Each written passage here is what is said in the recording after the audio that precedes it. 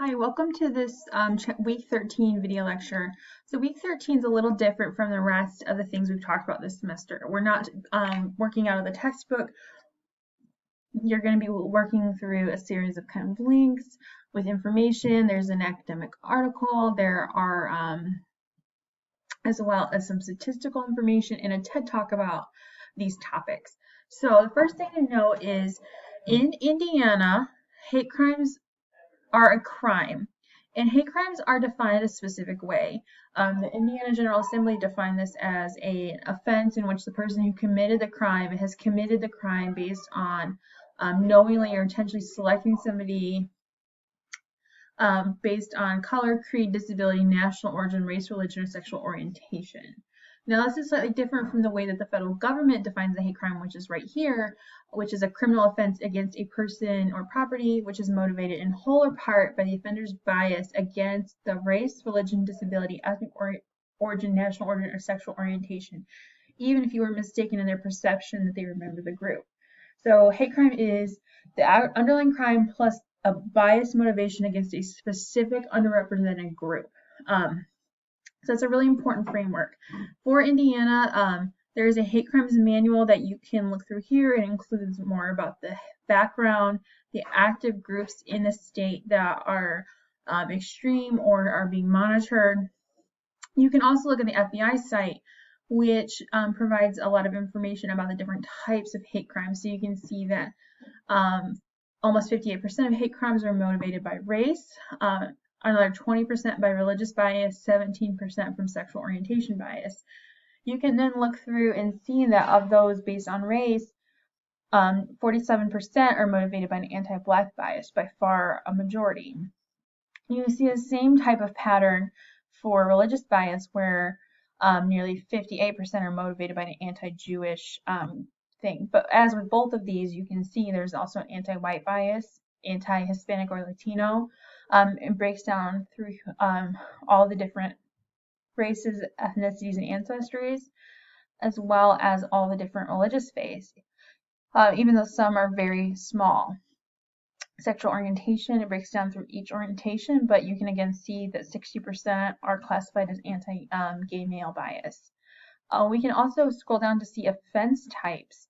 So for instance, 30% of the hate crimes reported in 2018 were based on intimidation, while 22% were simple assault, so more of a misdemeanor assault, and then we have all the way up to aggravated assaults. So you can see most crimes were against persons, and about 30% were against property. So you can get a lot of different information about what hate crimes in our country actually look like by working through some of these statistics. And it might be a little bit surprising to see how many of them are based on assaults or crimes against persons instead of crimes against properties. Some other information that I have for you is some definitions of implicit bias. So implicit biases are the attitudes or stereotypes that affect or impact our understanding, our actions, and our decisions in an unconscious way. So one thing to be aware of is that we all have some biases, and they don't necessarily align with our beliefs. Sometimes we can very fervently believe in equality, but maybe we do hold some biases that influence it the other way. We generally favor our own in-group, but something that's really, really important that I hope you take away is that all of these biases are very malleable. We can train our brains to recognize these things and change them. And one reason this is important is the first link in this week's module is to an academic article, an academic book chapter.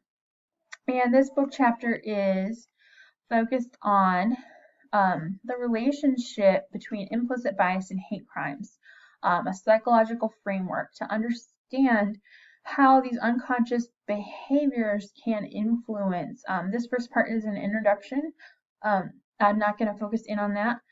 I would like to focus a little more on some of her headings. We have some psychological contributors to hate crimes, prejudice and stereotypes, are common and can affect this.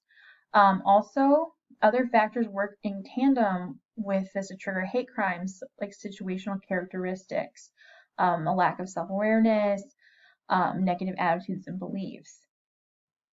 So we see again that implicit bias in tandem with other factors may lead to incidents of hate crimes. And so this is a nice explanation of kind of how this relationship can work from a psychological perspective.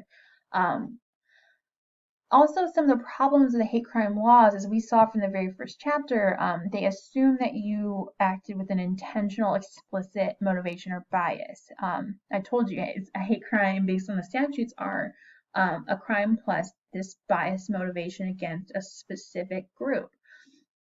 Well, if some of our behaviors can be impacted by these implicit biases, that makes it a lot harder to pass legislation that's effective if we think about all of our parameters of criminal law, that we have this intent and this mens rea. It's hard we can't really practically have a mens rea where it's based on unconscious bias. So there are problems in hate crime legislation, and hate crime legislation doesn't necessarily fit with the research and stereotypes conducted in the field over the last couple of years. So that's just an important thing to be aware of. This module also contains again, like I said, a TED Talk that you can listen to. The TED Talk is focused specifically on implicit bias. This is something that you find really interesting, if you're coming to this class with a psychological background, or you hope to go to this is just something that you find. There's also a link to Project Implicit, which helps you determine what types of implicit biases you yourself can hold from a variety of ways. This is not a mandatory part of this unit, but it is just something that I'm making available through the class. Lastly, there is a discussion board for this week where I'm going to ask you to kind of explain implicit bias in your own words, examine the relationship between implicit bias and hate crimes, and take a moment to look over the hate crime statistics reported to the FBI, and maybe point out something that you were unaware of before, or that you have, or something that you found interesting. So that is kind of our module for this week. If you have any questions or thoughts, please feel free to reach out, and I will see you next week.